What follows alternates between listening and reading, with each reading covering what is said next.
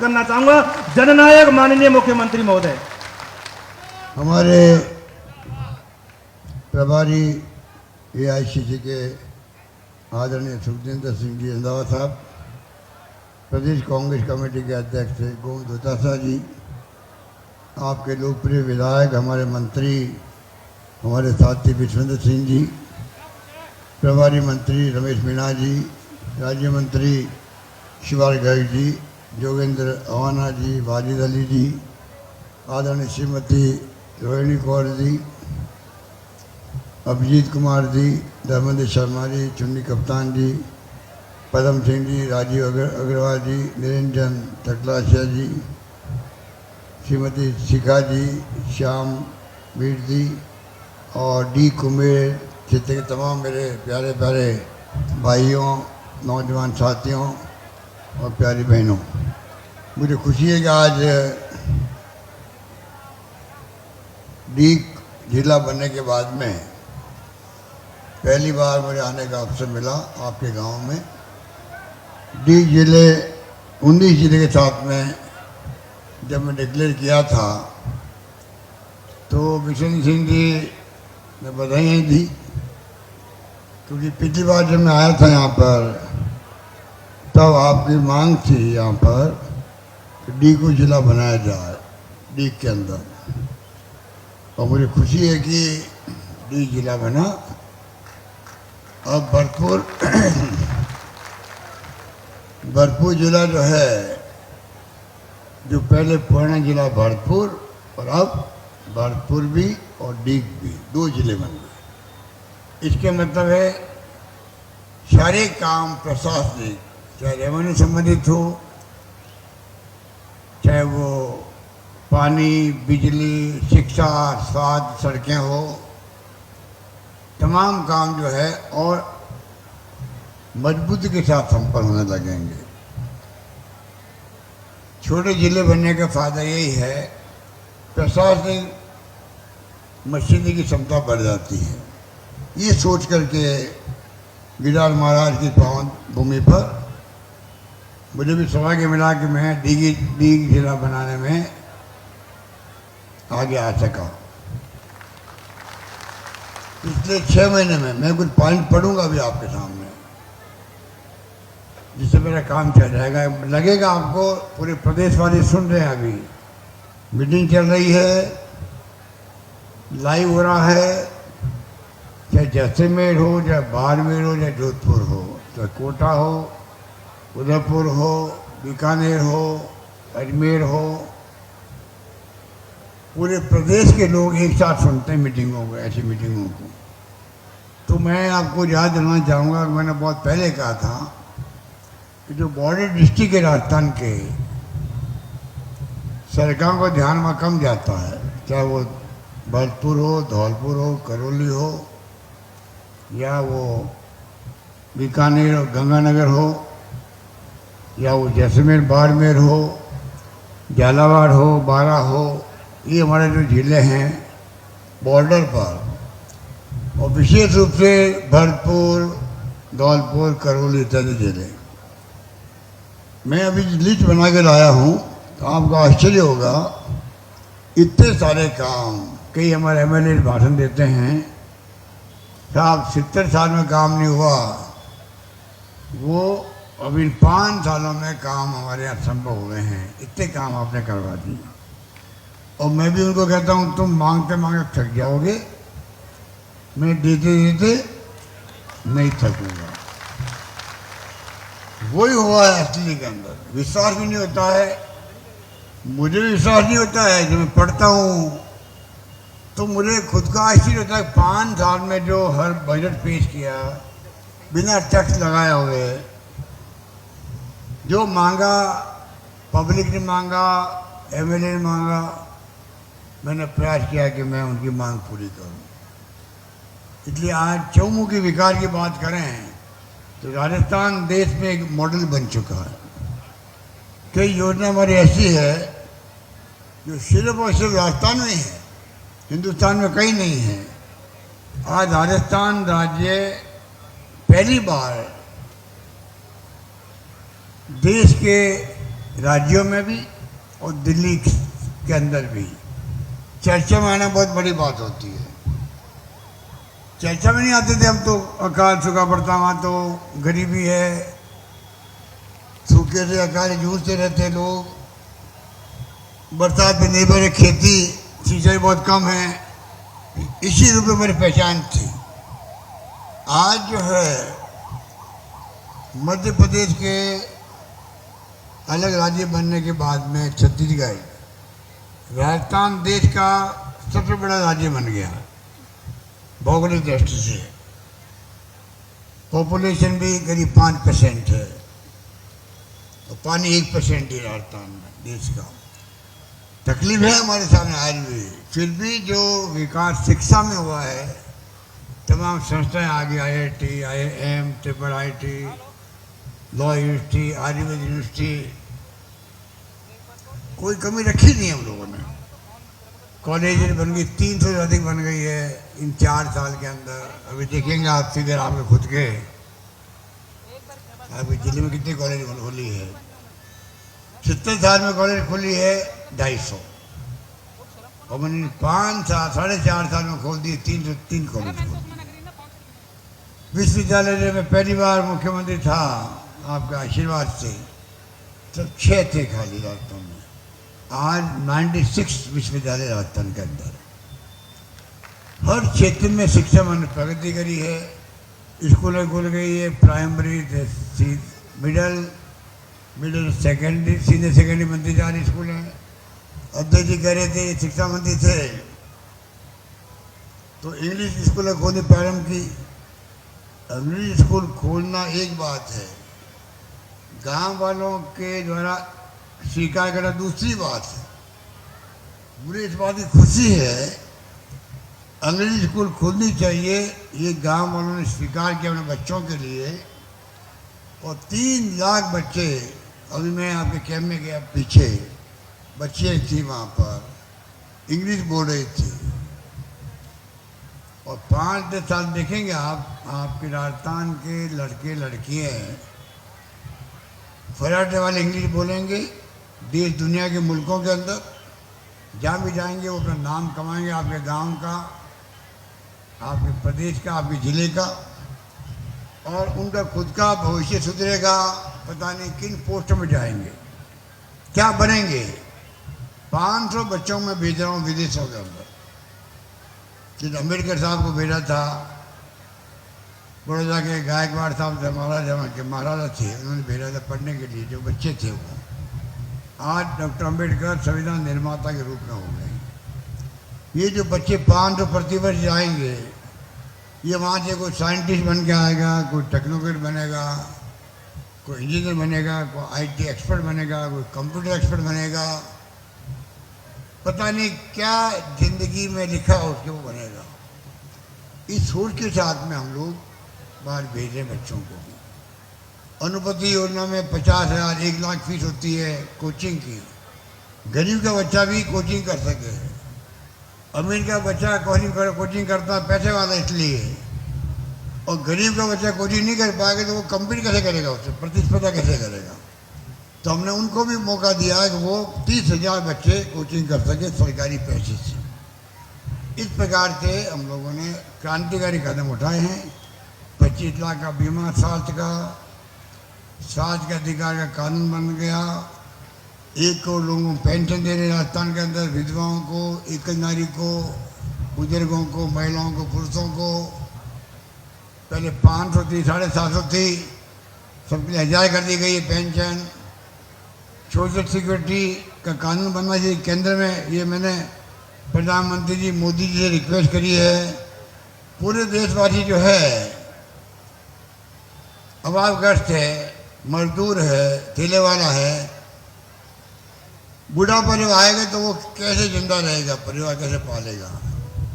इसलिए सरकारी जिम्मेदारी है दुनिया के मुल्कों की तरह कि हम उनको वीकली या साप्ताहिक या पाक्षिक पैसा दें, उनको जिंदा रखने के लिए नहीं, पूरा परिवार पालने के लिए। एक कानून बनना चाहिए देश के अंदर, जैसे मनमोहन सिंह जी, सोनिया गांधी जी ने बनाया था RTI, RTG, नरेगा, और 2 रुपये किलो गेहूँ, 3 रुपये किलो चावल का कानून पार्लियामेंट में बने, वो कानून ये कानून ये भी बनना चाहिए। राइट टू हेल्थ का भी सोशल सिक्योरिटी में आ जाएगा। कहने का मतलब कि सरकार ने कोई कमी रखी नहीं देखो काम करने। चुनाव में क्या होगा, ये माई बाप बैठे हो आप लोग, राजस्थान जनता है, वो तय करेगी कि किस पार्टी को सरकार सौंपनी है, वो आपके हाथ में है। तो अधिकार जो दिया गया आपको वोट देने का, लोकतंत्र का, जिससे आपका मान सम्मान होता है, एमएलए, एमपी, सरपंच सबको आगे हाथ जोड़ना पड़ता है, गरीब के सामने वोट मांगना पड़ता है, आशीर्वाद मांगना पड़ता है। ये कांग्रेस की देन है देश को, ये हमें नहीं भूलना चाहिए। इसको मजबूत रखा, जिंदा रखा है। 70 साल के बाद में कांग्रेस ने रखा है। इंदिरा गांधी की जान चली गई, फिर खालिस्तान नहीं बनने दिया उन्होंने, राजीव गांधी शहीद हो गए। ये हमारी कुर्बानी है, त्याग बलिदान का परिणाम है। एक देश आज़ाद भी हुआ और देश आज 70 साल के बाद में लोकतंत्र यहाँ पर मजबूत है। इसलिए मैं कहना चाहूँगा, कामों की कमी रखी नहीं हम लोगों ने, जो मांगा दिया। घर घर नल पहुँचेगा पानी का, चंबल का पानी आया भरतपुर तक, आगे और कई क्षेत्र बाकी है। प्रयास करें हम लोग, जल मिशन अलग चल रहा, हर घर तक नल पहुँचेगा। पर कुछ पॉइंट मैंने देखा है कि जो बड़े इंटरेस्टिंग पॉइंट है, वो आपको मैं सुनाऊंगा। 2, 3, 4 मिनट लगेंगे मेरे ख्याल से। एक तो पिछले 6 महीने में आज मैं 7वीं बार आपके भरतपुर में आया हूँ, 7वीं बार। पहले किसी मुख्यमंत्री ने, अखबार में छपा है, आज़ादी के बाद पहली बार किसी मुख्यमंत्री ने भरतपुर में इतने दौरे किए। एक तो बात थी, आज़ादी के बाद पहली बार भरतपुर से 4 मंत्री और 2 मंत्री के समकक्ष पद वाले विधायक हैं यहाँ पर। पीडब्ल्यू मंत्री आपका, टूरिज्म सिविल एविएशन मिनिस्टर आपके राजू साहब बैठे हुए हैं, आरबीएल मिनिस्टर, तकनीकी मिनिस्टर आपके, शिक्षा राज्य मंत्री आपकी जायदा, देवनारायण बोर्ड के अध्यक्ष आपके, अल्पसंख्यक वित्त विकास निगम के अध्यक्ष आपके। इस प्रकार से सारे विधायकों को मंत्री बनाना, मंत्री पद देना पहली बार हुआ है। पूरा भरतपुर संभाग में सब जगह आपने कांग्रेस को कामयाब किया, इसके लिए मैं आपका शुक्रिया अदा करना चाहता हूँ।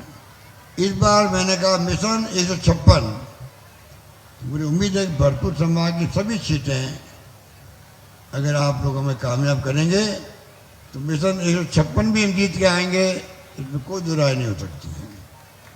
पिछले साल 15 सितंबर को मैं पलागांव आया था, तब आपने रैली में मुझे डी को जिला बनाने की मांग की थी। डी के जिला बनने के बाद पहली बार डी कुमेर आने पर महाराजा सूरजमल को मैं नमन करता हूँ।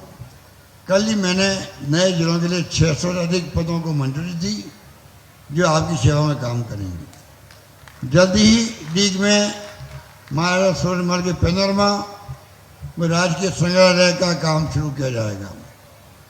आज हमारे कॉमरेड राजा, मैं इनको कॉमरेड कहता हूँ क्योंकि ये गरीबों का मसीहा भी है, राजा तो है ही है, गरीबों का मसीहा भी है। ये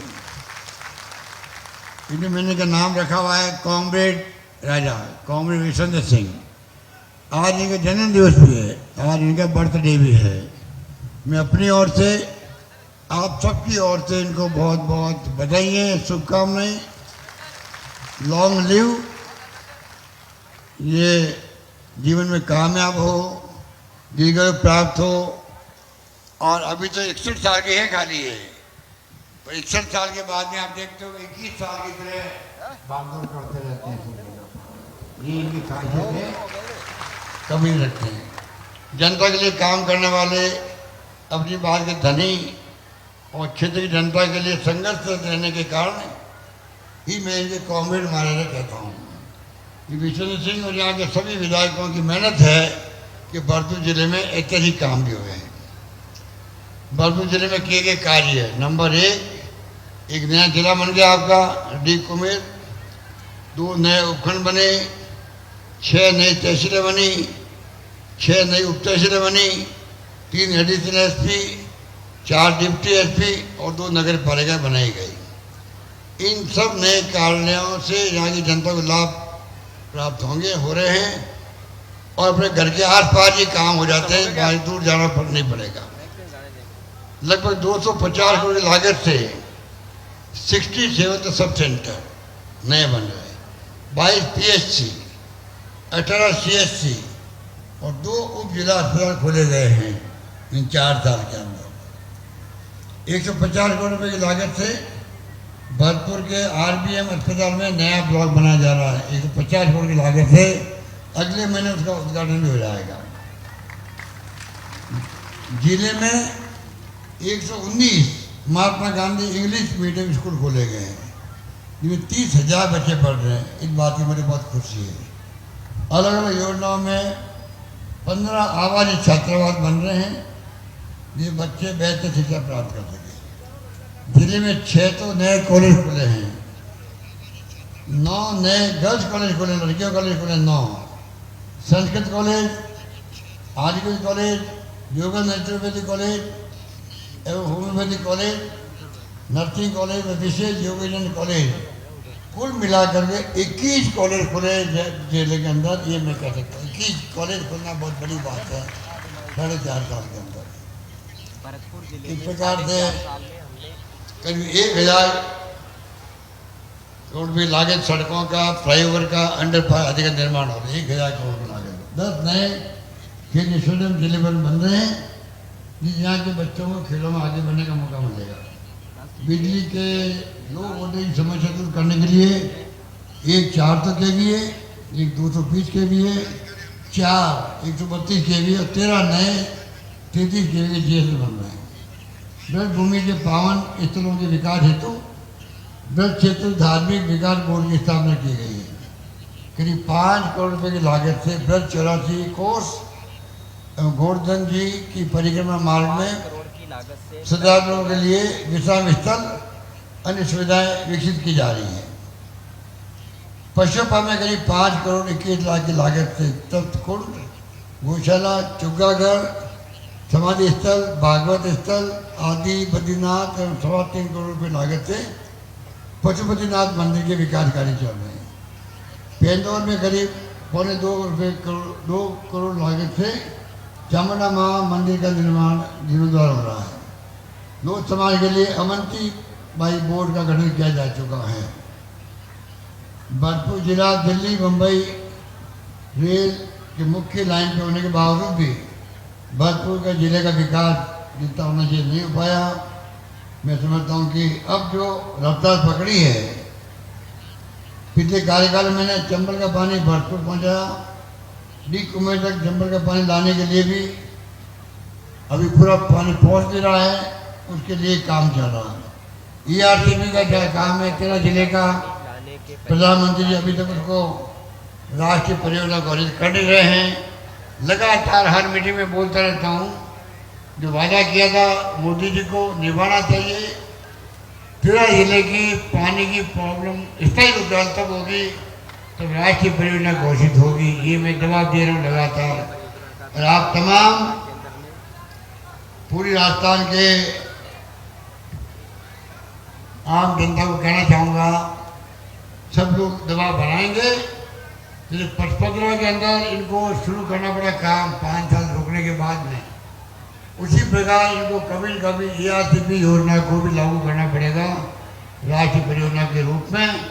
चुनाव भी आ रहा है, चुनाव में दबाव बनाओगे तो ये काम और आसानी हो जाएगा, मेरा मानना है। मंत्री राजस्थान का है, 25 MP आपने दिए जीता के बीजेपी को। एक योजना हमारी 16 योजना ऑलरेडी देश में चल रही है राष्ट्रीय परियोजना। क्या प्रधानमंत्री जी राजस्थान की एक परियोजना को 13 जिले में भरतपुर भी आता है, अलवर भी आता है, धौलपुर, करौली, माधोपुर, दौसा, टोंक, जयपुर, अजमेर सब आते हैं। तो एक इतनी इम्पोर्टेंट योजना को राष्ट्रीय परियोजना घोषित करने में क्या दिक्कत आ रही है? ये लापरवाही का नमूना है। 25 MP मंत्री, पानी का मंत्री राजस्थान का, हमें उम्मीद नहीं थी कि इतने ऐसे लोग निकलेंगे जो इतने प्रभाव नहीं लोगों का कि जाके 25 लोग खड़े हो जाए प्रधानमंत्री के सामने, क्या एक मांग लेके आए आपके सामने। मैं आपको दावे के साथ कह सकता हूँ प्रधानमंत्री जी को उनको घोषणा करने में कोई दिक्कत नहीं आती, पर जो हमारे खुद के वकील जो है 25 वकील, वो तो कमजोर साबित हुए हैं। अगली बार तो 25 के 25 चुनाव हारे, तब जाके अकल आएगी लोगों के अंदर कि हमने क्यों नहीं काम किया। ये होना चाहिए। तुम पहले नहीं कर पा रहे हो, इन 25 वालों को पूछो तुमने 5 साल में राजस्थान में कौन सी स्कीम को लाने में कामयाब हुए हो, एक स्कीम बताओ। 5 साल तुम MP रहे हो, 5 साल में पानी, बिजली, शिक्षा, स्वास्थ्य, सड़कें, रेलवे, कुछ काम तो बताओ आपने काम किया क्या वहां जाकर के। इस बार पब्लिक को मैं कहना चाहूंगा इनको सबक सिखाओ 25 लोगों को। उससे पहले चुनाव आएंगे विधानसभा के अंदर, इनको सबक सिखाओ विधानसभा के अंदर, तब जाके आपकी ये 13 योजना जो है, ये आपकी योजना राष्ट्रीय परियोजना घोषित होगी। और चंबल का पानी हो या नवनेरा का पानी हो, तमाम पानी की नदियाँ जुड़ जाएगी। 90% पैसा सरकार मिलेगी भारत सरकार से, तब जाके हमारा काम समयबद्ध रूप से ये काम पूरा हो पाएगा। ये मेरा मानना है। अब आप बताइए कि अग्निवीर योजना लेकर आए, अग्निवीर 4 साल की नौकरी, 18 साल में भर्ती हो तो 22 साल में घर बैठ जाओ। 25% लोगों की नौकरी लगेगी और 75% लोग बच्चे घर बैठ जाएंगे 22 साल की उम्र में नौकरी करके। अब आप बता दीजिए 22 साल का बच्चा, लाखों होंगे वो पूरे कंट्री में, वो क्या काम करेगा, क्या उस पर असंतोष पैदा होगा, उसके दिमाग में क्या क्या बातें आएगी, कोई सोच नहीं सकता। इतना खतरनाक खेल खेल रहे हैं लोग अग्निवीर को लेकर के, समझ के परे है। और सबको धमका दे बच्चों को, अगर सड़कों पे आओगे तो आपके खिलाफ मुकदमा बनाएंगे, जिंदगी भर आपको नौकरी नहीं मिलेगी। बच्चे बेचारे शांत हो गए, और दिल में उनकी आग लगी हुई है 22 साल के बाद हम क्या करेंगे। 4 साल की नौकरी क्या होती है, ये अग्निवीर है। काम करने तरीकों की बात है, काम करने तरीकों की बात है। मैं समझता हूं कि हमने कभी कमी नहीं रखी। हमने तो आंदोलन पहले भी कई बार हुए थे। गुजरों का आंदोलन हुआ यहाँ पर राजस्थान में, ब्रिटिश सरकार में बहुत से गुजर मारे गए थे पुलिस गोली से। मेरे वक्त में मैंने आरक्षण दिया उनको 5%। मेरे वक्त में उनको कर्नल बैसला जी बार बार रेल पटरियों बैठे होंगे भरतपुर के अंदर, माधोपुर के अंदर। मैंने संदेश करी मंत्री को भेज करके, जितेंद्र सिंह जी को। आप आश्चर्य करो, गोली समय बात छोड़ दो, मेरे वक्त में एक आदमी नहीं मारा, मेरे वक्त में लाठी चार्ज तक नहीं हुआ उनके ऊपर, इतना मैंने ध्यान रखा। फिर भी आप देखते हो राजनीति चलती है तो चाहे कोई गुजरों को भड़का रहा है, कोई और कोई जाति को भड़का रहा है, पर समझना पड़ेगा किस सरकार ने गुजर समाज का ही भला किया, आरक्षण किसने दिया है, किसने उनके लिए संघर्ष के वक्त में भी उन्हें प्यार से मोहब्बत से बातचीत करी, संदेश करी है, आंदोलन समाप्त करा है। ये समझना पड़ेगा, चाहे गुजर समाज हो चाहे और कोई समाज हो। इसलिए मैं कहना चाहूँगा, कोरोना आ गया, आप सबने बहुत मदद करी। मैंने कहा कोई भूखा नहीं सोना चाहिए। दुनिया भर के अंदर हमारा भिलोड़ा मॉडल था, वो पहुंच गया WHO के अंदर, वर्ल्ड हेल्थ ऑर्गेनाइजेशन के अंदर पहुंच गया, विश्व स्वास्थ्य संगठन। तारीफ करी कि राजस्थान का भिलोड़ा मॉडल जो है पूरी दुनिया अपनाएगी अगर बचना है कोरोना से। तो ये हमारी खासियत रही। दवाएं फ्री थी, इलाज फ्री किया। अरे भरतपुर के अस्पताल में तो आपके आगरा तक के लोग आते थे इलाज कराने के लिए। दिल्ली में लोग मरे ऑक्सीजन की कमी से, अहमदाबाद में मरे, इलाहाबाद में मरे, राजस्थान में कोई भी मरे हैं लोग कोरोना से। ऑक्सीजन की कमी नहीं आने दी मैंने, इस प्रकार मैंने व्यवस्था कर रखी थी। और मैंने कहा खजाना पूरा खाली कर देंगे पर कोरोना में किसी को मरने नहीं देंगे, ये मैंने उस वक्त में आह्वान किया था, आप सबको मालूम है। इसलिए मैं कहना चाहूँगा कि हमने तो कोई कमी रखी नहीं है काम करने में, और मैं उम्मीद करता हूँ कि आने वाले वक्त के अंदर इसकी में इतनी ओपीएस कर्मचारी बैठे हैं कुछ लोग, ओपीएस लागू करना ऐतिहासिक काम है। सब राज्यों में चर्चा चलने लग गई है, 5-6 राज्य एडॉप्ट कर चुके हैं ओपीएस को। केंद्र सरकार की अभी तक नीयत ठीक नहीं है। हम चाहते हैं कि उनको आगे आगे फैसला करना चाहिए ओपीएस का। ये मान्य दृष्टिकोण हमने किया है। बुढ़ापे के अंदर कर्मचारी 35 साल की नौकरी करता है, बुढ़ापे में लगे नहीं कि मैं कभी सिक्योर रहूँगा, तो वो क्या काम करेगा, 35 साल में क्या सेवा करेगा।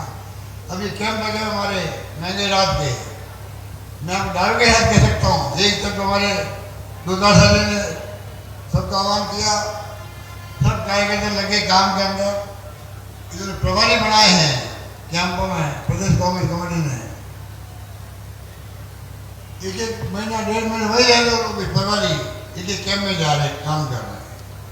और दूसरी तरफ सरकारी कर्मचारी जो है अधिकारी, ऐसा मैंने उत्साह के साथ में काम करते हुए पहले कभी नहीं देखा। ये इस प्रकार के काम हमारे कर्मचारी भी कर रहे हैं। कैसे काम आप सोच सकते हो, सब मिलकर गरीबों के रात का काम जो है, ये चुनौती भरा काम था, चुनौती को स्वीकार किया, चैलेंज को स्वीकार किया, और कितना लोगों को फायदा मिल रहा है। आंखों में आंसू आए थे देखते हुए, बात करते हुए। ऑर्डर कार्ड मिल रहे थे, अभी मैंने देखा वहाँ पर स्कूटी मिल रही थी, वहाँ पर चेक मिल रहे थे उनको 50,000 के, 1 लाख के, बच्चों की शादियों पर जो हमारी स्कीम है। आप सोचिए, कोई कमी रखी नहीं हम लोगों ने। इसलिए 20 जिला का बना है, उसी का ये समझ लॉन्चिंग हो रहा है। आपके यहाँ पहले लॉन्चिंग हो रहा है। राजस्थान 19 जिले में पहला जिला आपका डीग बन गया है, जिसको मैं लॉन्चिंग करने की बात कर रहा हूँ, लॉन्चिंग करने की बात कर रहा हूँ, आपके यहाँ शुरू कर रहा हूँ। बाकी जिले की बात में होगी तो डीग जिला और भरतपुर जिला मेरे लिए कितना महत्व रखता है आप समझ सकते हो। 19 नए जिलों में पहला जिला डी कुबेर, उसकी लॉन्चिंग हो रही है, ये मैं कह सकता हूँ। धन्यवाद, जय हिंद, धन्यवाद।